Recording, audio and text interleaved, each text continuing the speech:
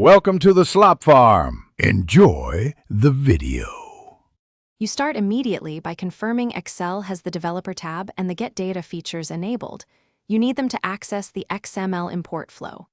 Once done, choose Data, Get Data, from File, then from XML. This loads the file into Power Query. Make sure your XML or XSD is reachable on disk. If you have an XSD, Excel will map elements more reliably. You're beginning the import. The app reads nodes so you can shape them next. Now you work inside Power Query to shape the XML into a table you can use.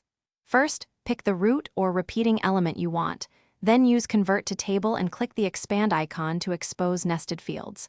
Once expanded, remove unnecessary columns and rename fields for clarity. This improves later formulas. Make sure to set each column's data type, text, number, date, because Excel uses those types for sorting and calculations. After cleaning, you're ready to load. Finish by choosing Close and Load. Pick Load to and decide. Worksheet table or the data model depending on analysis needs. Once loaded, use Refresh to pull updated XML data without rebuilding the query. Save the workbook and document the source path so Refreshes work. If something goes wrong, missing fields or blank columns, verify the XML namespaces and compare the XML to any XSD. Mismatched names or nested paths commonly break mapping. Adjust the query or supply the correct schema to fix it. Thanks for watching. Consider subscribing if we helped you today.